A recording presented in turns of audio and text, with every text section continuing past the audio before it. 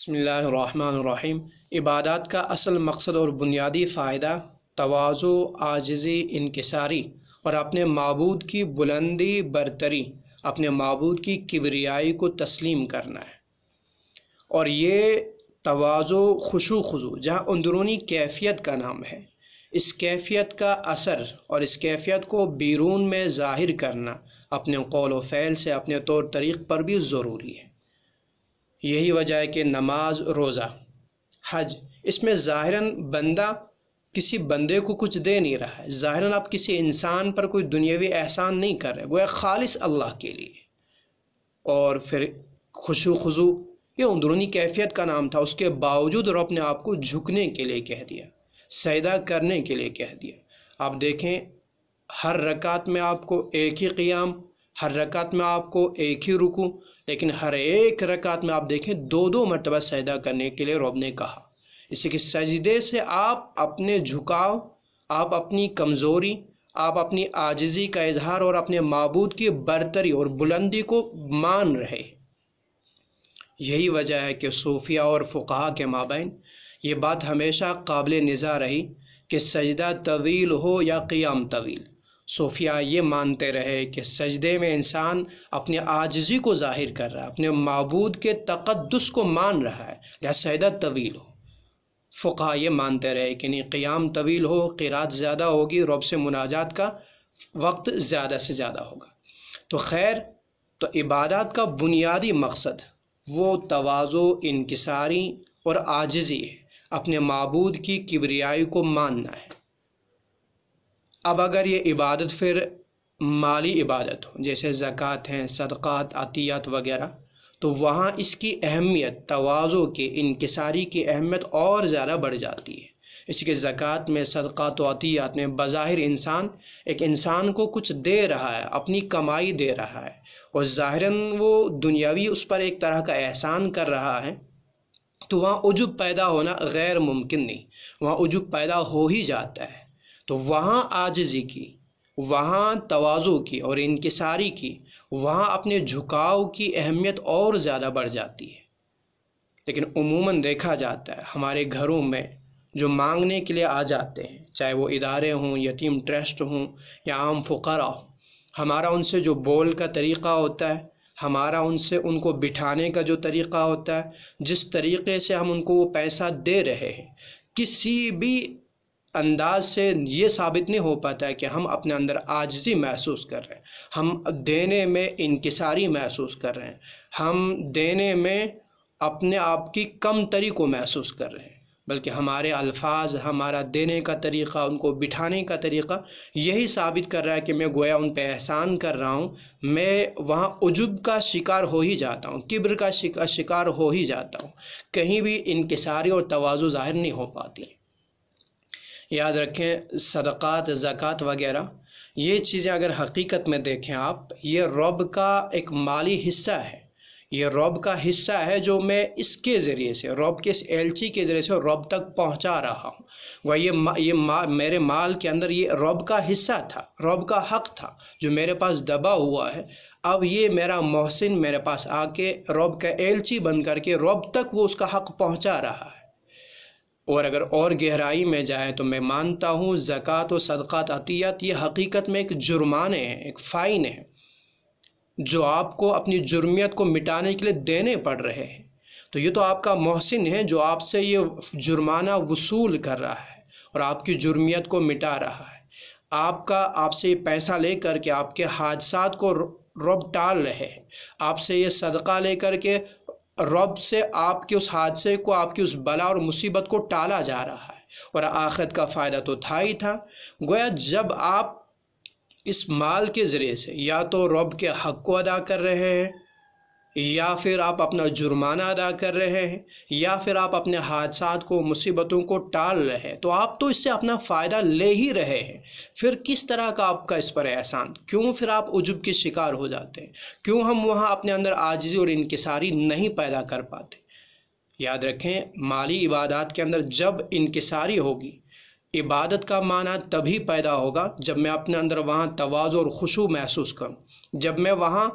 دینے والے کو رب کے ایلچی کی حیثیت سے دیکھ پاؤں اور اپنی انکساری اور اپنی عاجزی کو محسوس کر پاؤں تو ہی میرا وہ دینا عبادت ہوگا۔ اگر وہ حیثیت وہ کیفیت پیدا نہیں ہوتی ہے تو وہ میرا صدقہ صدقہ نہیں، میری وہ زکوٰۃ حقیقی معنی میں زکوٰۃ نہیں۔ اس زکوٰۃ کے دینے سے میرے مال کی تطہیر نہیں ہوگی، اس صدقے کو دینے سے میں مصیبتوں سے محفوظ نہیں رہوں گا۔ اس سے کہ عبادت کے معنی تبھی ہوں گے جب میں اس کو دینے کے وقت میں اپنے اندر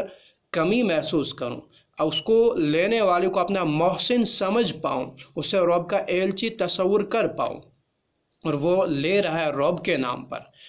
آپ دے رہے ہیں اس کو رب کے نام پر۔ اور ظاہراً میں نے بتلا دیا یہ مال آپ کا تھا نہیں زکوٰۃ کا، یہ مال آپ کا تھا نہیں صدقے کا، تو رب کا حصہ تھا، لہٰذا وہ آپ کے پاس رب کی طرف سے لینے کے لیے آیا تو وہ رب کا ایلچی بن کے آیا ہوا، رب کا قاصد۔ اور ساری دنیا کا اصول ہے کہ قاصد کے ساتھ بھلے قاصد جو ہو جیسا ہو، لیکن اس کے ساتھ رویہ وہی رکھا جاتا ہے جو رویہ اس کے اصل بھیجنے والے کا ہوتا ہے۔ قاصد کی حیثیت اس وقت اس پیغام کو پہنچانے کے وقت میں بڑھ جاتی ہے، لہٰذا اس وقت آپ کے پاس جب بھی یہ مانگنے والے آ جاتے ہیں، ان کی حیثیت رب کے ایلچی اور قاصد کی ہوتی ہے، ان کی حیثیت اس وقت بڑھ جاتی ہے۔ آپ کو وہ حیثیت ماننی پڑے گی، تب جا کر کے آپ کے ان صدقات کے اندر عبادت کے معنی پیدا ہوں گے، تب جا کر کے وہ آپ کو دنیاوی اور اخروی فائدہ دے پائیں گے،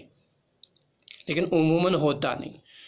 قرآن کریم کا صاف اعلان وَأَمَّا السَّائِلَ فَلَا تَنْهَرْ، وہاں مانگنے والے کو مطلقاً کہا گیا آپ جھڑکے نہ۔ ایک حدیث میں آپ علیہ السلام نے صاف فرمایا کہ مانگنے والا اگر گھوڑے پہ بھی آ جائے، اور اس زمانے میں گھوڑا عظیم سواری ہوا کرتی تھی، آج کے اعتبار سے آپ گاڑی لے لیں، گاڑی پر بھی مانگنے والا آ جائے، آپ اس سے جھڑکے نہ، آپ دے دیں اس سے، اس لیے کہ وہ آپ سے آپ کا حصہ نہیں مانگ رہا ہے، وہ آپ سے رب کا حصہ مانگ رہا ہے۔ وہ آپ سے جو مال لے رہا ہے وہ آپ کی جرمیت کو مٹانے کے لیے، وہ آپ کی حالات کو بدلنے کے لیے لے رہا ہے، وہ رب کا ایلچی بن کے لے رہا ہے۔ بظاہر چاہے وہ خود کو کھائے کیا کرے وہ ایک الگ چیز ہے، لیکن آپ اللہ کے نام پہ دے رہے ہیں تو آپ کو اس کو محسن مان لینا چاہیے، اس لینے والے کو۔ تو وہیں لینے والا سمجھ جائے وہ رب کا نام لے کے گیا ہوا ہے تو وہ رب کا قاصد بن کر کے گیا ہوا، وہ اپنی حیثیت کو خود مان لے، میری حیثیت کیا ہے، میں کس حیثیت سے جا رہا ہوں، کس کا قاصد بن کر کے میں جا رہا ہوں۔ وہ اپنی زبان کو، اپنے ہاتھ کو، اپنے دل کو صاف رکھے خیانت سے، جھوٹ سے، اور اپنی حیثیت کو سمجھ جائے، وہ اس طرح وہ رسوا بن کر کے، ذلیل خوار بن کر کے پیسہ وصول قطعاً نہ کرے، اور دینے والا بھی سمجھ جائے یہ ایلچی، یہ قاصد رب کا ہے، مجھے اس کی حیثیت، اگر میں اس کی حیثیت کو مانتا ہوں گویا میں اپنے معبود کی حیثیت کو مانتا ہوں۔ اگر میں اس سے حقیر کی نگاہ سے دیکھ رہا ہوں، میں اگر اسے وہ حیثیت نہیں دیتا اپنے الفاظ میں، اپنے بٹھانے کے طریقے میں، قول طور طریق میں، تو گویا میں رب کا اکرام نہیں کر رہا ہوں، گویا میں رب کو وہ حیثیت نہیں دے رہا ہوں۔ لہٰذا دینے والا بھی اس کی حیثیت کو سمجھ جائے اور لینے والا بھی اپنی حیثیت کو مان لے، اپنی حیثیت خود مان جائے، سمجھ جائے میری حیثیت کیا۔ قرآن کریم کا صاف اعلان ان اللہ لا یغیر ما بقوم حتی یغیروا ما بانفسہم، جب تک آپ اپنے حالت کے اندر تبدیلی پیدا نہیں کریں گے، اپنی کیفیت اور اپنی حیثیت کو نہیں سمجھیں گے، تو قوم آپ کی حیثیت کو کبھی تسلیم نہیں کرے گی۔ اہل مدارس کے جو سفراء ہیں ان سے گزارش ہے کہ وہ لینے کے طریقے میں اپنی عاجزی اور انکساری کو نہ سامنے رکھیں۔ جس طریقے سے وہ مساجد میں بیٹھ جاتے ہیں دروازے کے پیچھے، دروازے کے پاس رومال بچھا کے، یہ ان کے شائن شان، یہ اسلام کی اور دین کے حیثیت کو گٹا رہے۔ وہیں جو ائمہ حضرات ہیں وہ بھی اپنی ذمہ داری سمجھیں، سفراء چاہے وہ عالم ہو، طلباء ہوں، چاہے عام لوگ ہوں، وہ اللہ کے قاصد بن کر کے آئے ہیں، آپ انہیں عزت دیں، اپنے مساجد کے اندر وہ نظام رکھیں کہ انتہائی اعزاز و اکرام کے ساتھ انہیں وہ پیسہ ان تک پہنچا دیا جائے۔ وہ طریقہ قطعاً نہ ہو کہ ابھی کھڑے ہو رہے ہیں، کھڑے ہونے سے پہلے ہی کہہ دیا جاتا ہے ہمیں معلوم ہے جی آپ کو کیا بولنا ہے، نماز کے بعد پیچھے کھڑے ہو جائے۔ یہ انتہائی رسوائی اور بڑی ذلت کی چیز ہے مسلمانوں کے لیے کہ میں ایک تو اپنے محسن آ رہا ہے مجھ سے، میرا ہی رب کا وہ حق مجھ سے لینے کے لیے، میں اپنا آخرت کا فائدہ بھی چاہ رہا ہوں، دنیاوی اعتبار سے اپنی مصیبتوں کو ٹالنا بھی چاہ رہا ہوں، اور اللہ کے نام پہ دے رہا ہوں، لیکن پھر میرا طریقہ اور رویہ ان کے ساتھ اس طرح کا، اور وہ بھی رب کا نام لے کر کے رب کے لیے لے رہے ہو، لیکن اس کے باوجود وہ اس عاجزی اور اس انکساری اور اس طریقے سے لے رہے، اس رسوائی کے ساتھ لے رہے۔ اس کو رسوائی کہا جا سکتا ہے، عاجزی اور انکساری نہیں۔ انکساری اور عاجزی تو مسلمان میں ہر وقت ہونی چاہیے، چاہے وہ لینے والا ہو یا دینے والا ہو، لیکن اس موقع پر جو رویہ ان کا لینے کا ہوتا ہے وہ عاجزی اور انکساری قطعاً نہیں، وہ ذلت و رسوائی ہے، وہ اپنی حیثیت کو گھٹانا ہے، اسلام اور دین کو اور ان دینی قلعوں کی حیثیت کو گھٹانا ہے۔ لینے والا مناسب طریقہ کرے لینے کے لیے، اور رب نے، ہم سبھی کو بولتے رہتے ہیں رب نے جو مقدر میں رکھا ہوگا وہ مل ہی جائے گا، تو رب نے آپ کے ادارے کے مقدر میں جو رکھا ہوگا، جتنا رکھا ہوگا وہ ہر حال میں آپ کو ملنا ہی ملنا ہے، چاہے آپ دوڑ کے جائیں، چاہے آپ پیچھے بیٹھیں، چاہے آپ آگے بیٹھیں، چاہے آپ جھوٹ بولیں یا آپ سچ بولیں، وہ ہر حال میں آپ کو ملنا ہے۔ آپ صفائی رکھیں اپنے زبان کی، اپنے ہاتھ کی، آپ کے مقدر میں رب آپ کے کام کو، آپ کے ادارے کے کام کو دیکھ رہے ہیں، رب کو چلانا ہے، آپ کو نہیں چلانا، لہذا آپ اپنی حیثیت کو سمجھ کر کے وہ طریقہ کرے لینے کا، اور دینے والا بھی سمجھے کہ رب کا ایلچی بن کے آیا ہوا ہے، رب کا قاصد ہے، میں اپنی مصیبت کو اس کو دے کر کے ٹال رہا ہوں، یا میں اسی حیثیت سے دے دوں جس سے میرے اس لین دین کے اندر عبادت کے معنی پیدا ہو۔ اگر میرے دینے میں وہ کیفیت پیدا نہیں ہوتی تو یہ عبادت نہیں، یہ پھر صرف اور صرف